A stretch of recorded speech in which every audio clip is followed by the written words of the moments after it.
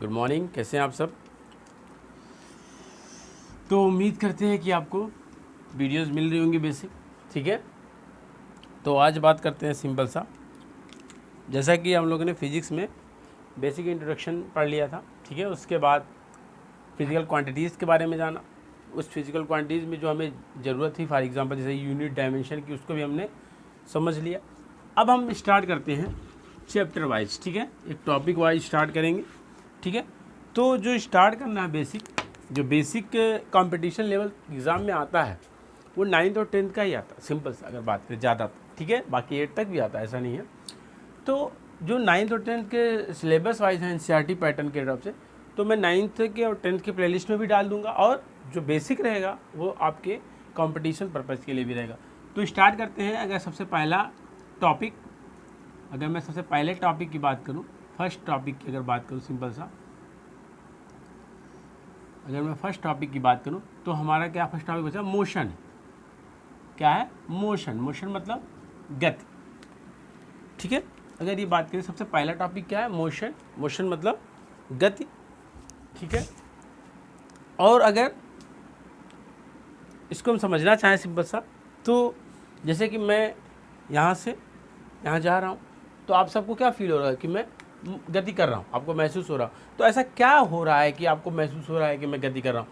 तो आपको महसूस ये होना चाहिए कि सर अभी आप इस टाइम आप यहाँ हैं, इस टाइम आप यहाँ आ जा रहे हैं, फिर इस टाइम क्या हो रहा है, यानी आप टाइम के अकॉर्डिंग क्या कर रहे हैं? आप अपनी प्लेस को चेंज कर रहे हैं सर। तो इसका मतलब अगर मैं बात करूँ इसकी डेफिनेशन का, तो सिंपल सा डेफिनेशन क्या बनेगा कि समय के साथ स्थिति में परिवर्तन, समय के साथ स्थिति में परिवर्तन क्या कहलाता है बच्चा? गति कहलाता है। क्या कहलाता है? गति कहलाता है। समय के साथ स्थिति में परिवर्तन क्या कहलाता है? गति कहलाता है। ठीक है, यानी position changes with respect to time is called motion। यानी सिंपल सा कि अगर टाइम के साथ हम अपने पोजीशन को चेंज करें तो वो क्या कहलाता है बच्चा? कि हम गति कर रहे हैं सिंपली। यानी कोई भी ऑब्जेक्ट अगर अपने टाइम के साथ क्या कर रहा है? पोजीशन को चेंज कर रहा है, तो इसका मतलब वो क्या कर रहा है? मोशन कर रहा है। अब अगर मोशन की बात आएगी तो सिंपली ये दो तरह से हो सकता है बच्चा। एक क्या हो सकता है? यूनिफॉर्म होगा, एक क्या होगा? नॉन यूनिफॉर्म होगा। एक क्या होगा? यूनिफॉर्म होगा, और एक क्या होगा बच्चा? नॉन यूनिफॉर्म होगा। तो अगर मैं सिंपली यूनिफॉर्म की बात करूं, तो यूनिफॉर्म क्या होता है? सिंपल सा कि अगर मैं आपको एग्जांपल से समझाऊं कि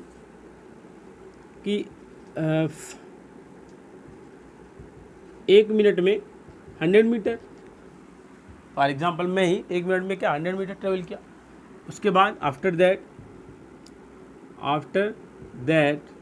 उसके बाद फिर से 1 मिनट में 100 मीटर ट्रेवल किया, फिर उसके आफ्टर दैट कि 1 मिनट में क्या किया बच्चा? फिर से 100 मीटर ट्रेवल किया। इसका मतलब मैं कर क्या रहा हूँ कि सेम टाइम इंटरवल में सेम डिस्टेंस ट्रेवल कर रहा हूँ। तो अगर कभी भी सेम टाइम इंटरवल में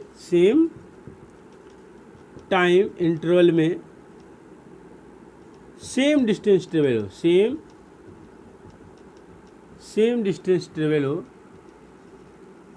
सेम टाइम इंटरवल में सेम डिस्टेंस ट्रेवल हो, यानी समान समय अंतराल में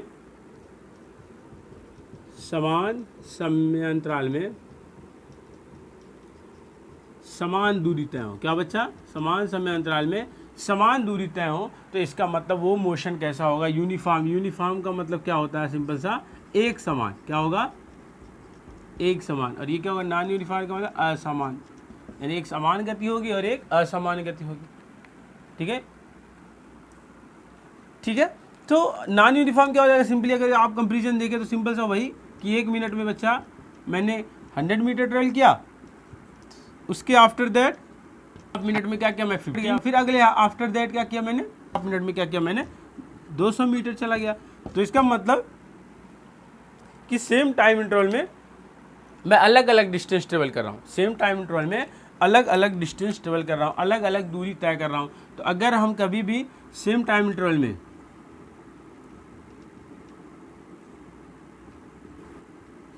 सेम टाइम इंटरवल अलग अलग दूरी तय करें, अलग अलग दूरी तय करें। तो ऐसी सिचुएशन में क्या होगा बच्चा कि हमारा मोशन कैसा होगा, नॉन यूनिफॉर्म होगा। तो आपको मोशन का इंट्रोडक्शन समझ में आएगा कि मोशन है क्या, को कैसे मापेंगे, कैसे पता चलेगा कि कितने से मोशन कर रहा। ठीक है, अगर मैं बात करूं जैसे हमने यूनिट में पढ़ा था 5 मीटर है, तो क्या पता चल रहा है बच्चा कि यानी हम दूरी की बात कर रहे हैं, यानी 5 मीटर दूरी चलने की बात हो रही है। तो ऐसी कोई ऐसी कौन सा स्टैंडर्ड होगा, सिंपल सा कौन सी फिजिकल क्वांटिटीज तैयार होगी कि जिससे हम मोशन को कैलकुलेट करें। तो सिंपल सा दो क्वांटिटीज़ है बच्चा। ठीक है, एक है बच्चा स्पीड है और एक क्या है, वेलोसिटी है। क्या बच्चा, वेलोसिटी, एक स्पीड है एक वेलोसिटी। इसको चाल कहेंगे, इसको वेग कहेंगे, इसको चाल कहेंगे और इसको वेग कहेंगे। तो जैसा कि आप सबको पता होगा कि नहीं पता तो जाने कि स्पीड क्या होता है कि किसी भी समय अंतराल में जो हम भी दूरी तय करते हैं, किसी समय अंतराल में जो दूरी तय करते हैं वही क्या कहलाता है बच्चा, हमारा चाल कहलाता है। यानी किसी टाइम में जो भी हम डिस्टेंस ट्रेवल करेंगे वो क्या कहलाएगा, यानी एकांक समय अंतराल में तय की गई दूरी क्या कहलाएगी, चाल कहलाएगी। यानी distance upon distance per unit time, distance per unit time क्या कहलाएगा बच्चा, स्पीड कहलाएगा। क्या कहलाएगा, distance per unit time, distance per unit time क्या कहलाएगा बच्चा, स्पीड कहलाएगा। यानी एकांक समयांतराल में तय की गई दूरी क्या कहलाएगी बच्चा, चाल कहलाती है। दूरी क्या कहलाती है, चाल कहलाती है, अगर बात करें सिंपल सा। ठीक है, इसी प्रकार अगर वेग की बात करें सिंपल सा, क्या हो जाएगा कि displacement upon time, displacement upon time क्या होगा, डिस्प्लेसमेंट अपॉन टाइम, या इसी को क्या कहेंगे, विस्थापन पर समय। यानी एकांक समय में तय किया गया विस्थापन, यानी डिस्प्लेसमेंट पर यूनिट टाइम, यानी एकांक समय अंतराल में तय किया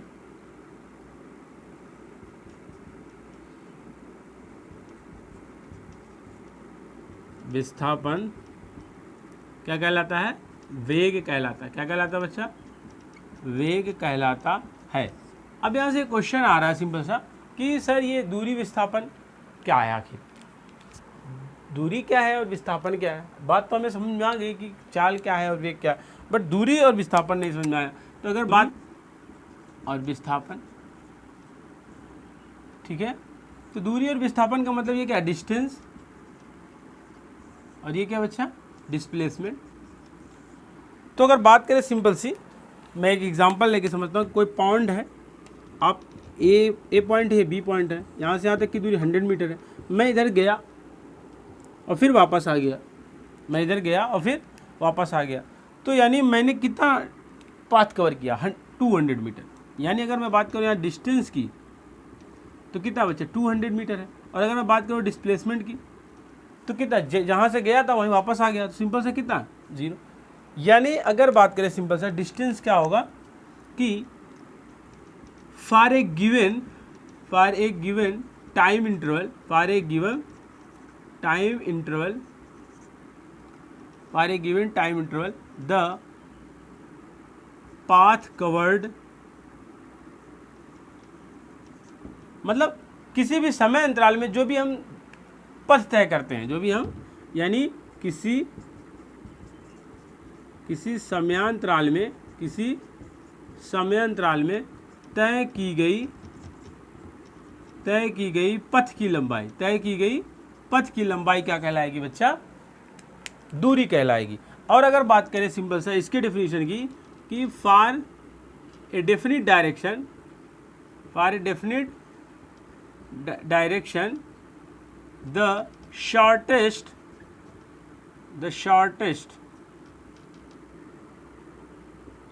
shortest distance shortest distance between 2 point, shortest distance between 2 point, यानी किसी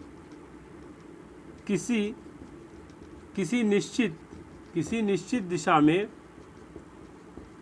दो बिंदुओं की,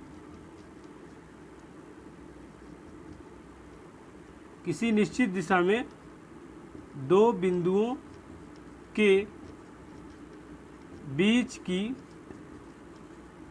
न्यूनतम,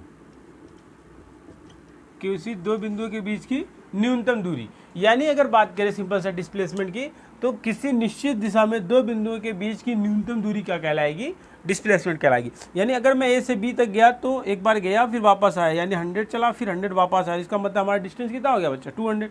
पर डिस्प्लेसमेंट क्या होता है कि जहाँ से स्टार्ट किया था वहीं फिर आ गया, इसका मतलब जिस बिंदु से स्टार्ट किया था उसी बिंदु, यानी दोनों बिंदु एक ही बिंदु पे है, तो इसका मतलब उनके बीच कोई डिस्टेंस नहीं, इसका मतलब डिस्प्लेसमेंट यहाँ पे क्या बच्चा, 0। तो ये होता है डिफरेंस क्या कि दूरी और विस्थापन में। और अगर बात करें फिजिकल क्वांटिटी में बताया था कि 2 टाइप्स की फिजिकल क्वांटिटीज होती हैं, एक स्केलर होती है और एक वेक्टर होती है। स्केलर वो होती है जिसमें सिर्फ और सिर्फ मैग्नीट्यूड होता है, सिर्फ और सिर्फ परिमाण होता है, और वेक्टर क्या होता है जिसमें मैग्नीट्यूड और डायरेक्शन के साथ साथ ट्रायंगल लॉ का भी फॉलो करे। ठीक, मैंने बताया था वहाँ पे कि कुछ क्वांटिटीज ऐसी भी थी जो मैग्नीट्यूड और डायरेक्शन दोनों फॉलो कर रहे थे, बट क्या कि वो ट्रायंगल लॉ भी नहीं कर रहे थे, ट्रायंगल लॉ को फॉलो नहीं कर, इस वजह से वो क्या हो गए थे बच्चा, वेक्टर क्वांटिटी ना होकर क्या हो गए थे, स्केलर क्वांटिटी हो गए थे। ठीक है, तो ऐसी बहुत सारी क्वांटिटीज़ हैं। ठीक, और इसकी बात मैं कर चुका हूँ, अगर जो कोई ना देखे हो तो मेरी पिछली वीडियो फिजिकल क्वांटिटीज़ की जाके देखें, फिर इस वीडियोज़ को देखें। ठीक है, तो ये था खास डिफरेंस डिस्टेंस एंड डिस्प्लेसमेंट का। ठीक है, अब इसमें लिखा जा सकता है सिंपल सा कि डिस्टेंस क्या है बच्चा, अगर बात करें तो क्या स्केलर है, और ये क्या हो जाएगा, वेक्टर क्वांटिटी है, यानी ये क्या अदिश, और ये क्या है, सदिश। ठीक है, तो इस तरह के केस अगर आपको डिफरेंस कभी पूछे तो आप बता सकते हैं। अब अगर देखा जाए तो आपको क्लियर हो रहा होगा कि अगर मैं बात करूं तो स्पीड क्या होगा, बेसिकली सिंपल सा बच्चा क्या होगा, क्योंकि इसमें डिस्टेंस है और डिस्टेंस के लिए कोई डायरेक्शन की नीड नहीं, इसका मतलब क्या है, स्केलर क्वांटिटी है। क्या है, स्केलर यानी अदिश से भी है, क्या अदिश राशि है, और ये कैसी है बच्चा, वेक्टर क्वांटिटी है। क्या है, वेक्टर क्वांटिटी, यानी इसका मतलब सदिश है।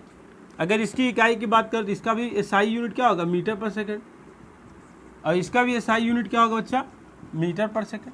इसकी डायमेंशंस क्या होगी, LT-1, लास्ट क्लासों में डिस्कस किया, इसकी डायमेंशन क्या होगी, LT-1, मैं सारी बातें कर चुका हूँ।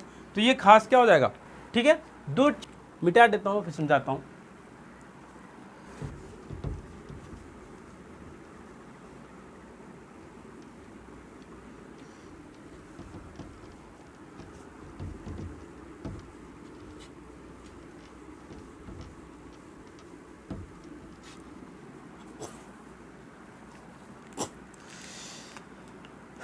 दो चीज़ें ये आती है कि एक आता है बच्चा औसत चाल,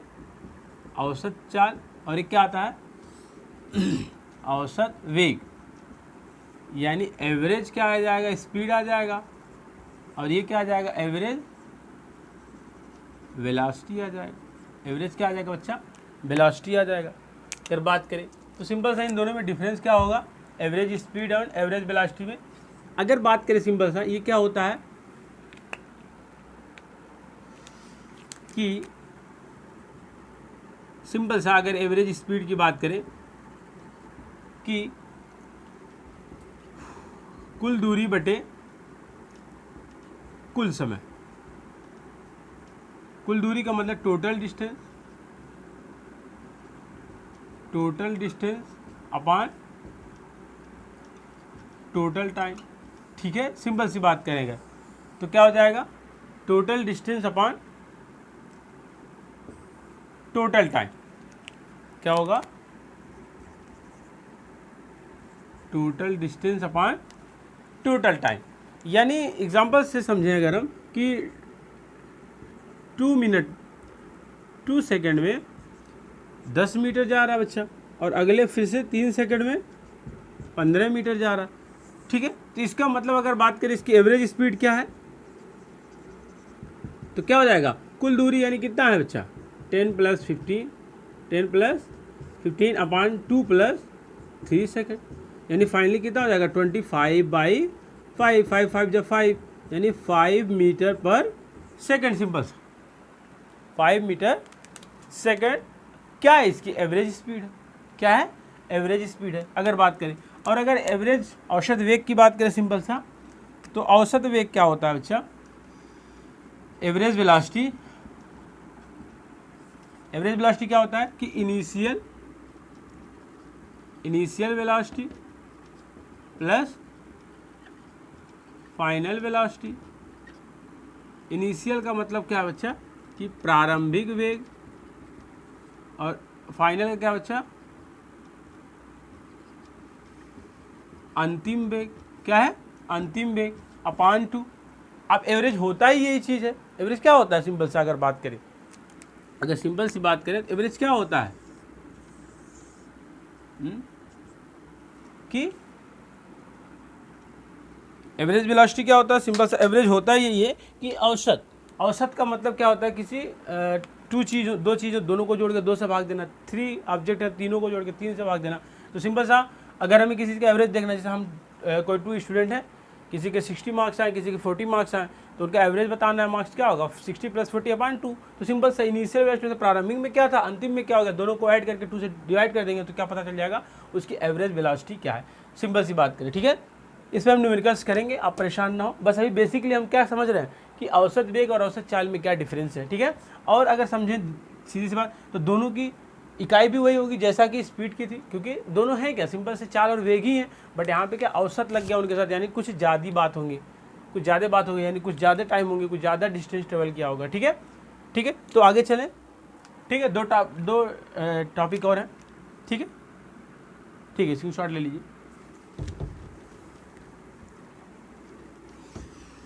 अगर मैं नेक्स्ट बात करूं सिंपल सा, एक टॉपिक है एक्सेलरेशन। क्या है, एक्सेलरेशन यानी त्वरण। क्या बच्चा, त्वरण। और एक है रिटार्डेशन। रिटार्डेशन मतलब मंदन। क्या बच्चा, मंदन की बात करेंगे। तो ये दोनों क्या है, खास कुछ नहीं। सिंपल से अगर बात करें एक्सेलरेशन की बात करें, सिंपल से क्या हो जाएगा, the rate of change of velocity. The rate of change of velocity यानी वेग परिवर्तन की दर। वेग परिवर्तन की दर, ठीक है। वेग परिवर्तन की दर क्या कहलाती है बच्चा, एक्सेलरेशन कहलाती है। इसको ए से रिप्रेजेंट करते हैं। तो अगर ए की बात करें सिंपल सा, तो वेग परिवर्तन की दर यानी dv/dt, ठीक है। वेग परिवर्तन की दर सिंपल से क्या कहलाता है, एक्सेलरेशन। यानी ए बराबर क्या, वेग परिवर्तन मतलब कोई फाइनल था और कोई इनिशियल है, अपॉन टी। ये वी क्या है, फाइनल वेलोसिटी है। क्या है, फाइनल वेलोसिटी यानी अंतिम वेग है। और यू क्या बच्चा, प्रारंभिक वेग है। प्रारंभिक वेग मतलब इनिशियल वेलोसिटी। क्या है, इनिशियल वेलोसिटी, ठीक है। तो ये क्या एक्सेलरेशन का सूत्र है। ये हो क्या रहा, सिंपल सा वेग परिवर्तन है। क्या है, क्या है, वेग परिवर्तन है। वेग परिवर्तन है। तो वेग परिवर्तन का क्या मतलब होगा, या तो वेग बढ़ेगा, या तो वेग बढ़ेगा, और या तो वेग क्या होगा बच्चा, घटेगा ना। या तो क्या होगा, वेलोसिटी इंक्रीज करेगा, या तो वेलोसिटी क्या होगा, डिक्रीज करेगा। तो अगर वेलोसिटी इंक्रीज करता है तो सिंपल से क्या होता है, एक्सेलरेशन जो होता है वो क्या होता है, पॉजिटिव होता है। एक्सेलरेशन क्या होता है बच्चा, पॉजिटिव होता है। और अगर वेलोसिटी डिक्रीज करता है तो एक्सेलरेशन क्या होता है बच्चा, निगेटिव होता है। और यही निगेटिव एक्सेलरेशन क्या कहलाता है, रिटार्डेशन कहलाता है। सिंपल से, और कोई नई बात नहीं। यानी रिटार्डेशन के लिए कोई अलग से थ्योरी पढ़ने की जरूरत, रिटार्डेशन की भी यही थ्योरी होगी कि वेग परिवर्तन की दर क्या कहलाएगी, रिटार्डेशन कहलाएगी। बट उस सिचुएशन में क्या होगा कि वेलोसिटी जब डिक्रीज हो रही हो, यानी इसका मतलब इंक्रीज होने का मतलब कि 5 मीटर पर सेकेंड से क्या हो रहा होगा, 10 हो रहा होगा, सिंपल सा। और इस सिचुएशन में क्या होगा, 10 मीटर पर सेकेंड से क्या होगा, 5 मीटर पर सेकेंड हो रहा होगा। यानी वहाँ पे वेलोसिटी इंक्रीज हो रही है, यहाँ पे वेलोसिटी क्या हो रही है, डिक्रीज होती है। आपको देख के लग रहा होगा इस सूत्र के अकॉर्डिंग, इफ इफ अगर वेलोसिटी क्या हो जाए बच्चा, कांस्टेंट हो जाए, यानी कांस्टेंट हो जाएगा मतलब अभी भी 5 मीटर रहे पर सेकंड, अब बाद में भी 5 मीटर पर सेकंड रहे, तो इस सिचुएशन के लिए एक्सेलरेशन कितना हो जाएगा 5 - 5 अपॉन टाइम, यानी सिंपल सा 0। यानी अगर कभी भी वेलोसिटी कांस्टेंट हो तो सिंपल सा एक्सेलरेशन कितना हो जाएगा, 0 हो जाएगा। तो ये बेसिक सा टॉपिक था मोशन से रिलेटेड। इमोशन अगर माइंड में आए तो इतनी बात कम से कम बेसिक आनी चाहिए, फिर हम अपनी पढ़ाई शुरू कर पाएंगे, ठीक है। तो होप कि आपको ये इंट्रोडक्शन आप मोशन समझ में आया होगा। अब इसके बाद हम बात करेंगे सिंपल सा इस पर न्यूमेरिकल करेंगे, ठीक है। सिंपल सा पहले न्यूमेरिकल करेंगे, तीन न्यूमेरिकल करेंगे, मतलब एक वीडियो में न्यूमेरिकल पे दूंगा इसके, और इम्पॉर्टेंट है बच्चा न्यूमेरिकल, इसके लिए बहुत इंपॉर्टेंट है। और मैं बेसिक क्या करूँगा, पहले क्वेश्चन एक साइड में लिख लूँगा और फिर मैं आपको यहाँ पे समझाता रहूँगा और आप स्क्रीनशॉट लेते रहेंगे। तो मैं जो भी 3 क्वेश्चन लिखना होगा यहाँ पे लिख दूँगा और बाकी यहाँ पे मैं समझाता, क्योंकि अगर 10 मिनट में क्वेश्चन लिख में लगा दिया तो वीडियोज़ बहुत लंबी हो जाएंगी, जो कि अच्छी बात नहीं है, ठीक है। तो होप कि आपको इसको इंट्रोडक्शन समझ में आया होगा, और अगर ये समझ में आएगा बच्चा तभी न्यूमेरिकल हम समझ पाएंगे। तो अगला लेक्चर जो होगा हम लोग का मोशन चैप्टर में एक न्यूमेरिकल का लेक्चर डालेंगे, उसके बाद फिर हम लोग ग्राफ पढ़ेंगे, ठीक है, ठीक है। डिस्टेंस ग्राफ पढ़ेंगे और वेलोसिटी स्पीड ग्राफ, ठीक है। ये सारी चीज़ें हम कवर करेंगे, ठीक है। तो होप अगर आपको कहीं समझ में आ गया होगा, आपको अगर नहीं समझ में आया तो आप क्या करें, कमेंट बॉक्स में पूछें, आपको उसका आंसर दिया जाएगा, ठीक है। ठीक, फिर मिलते हैं नेक्स्ट क्लास में, धन्यवाद।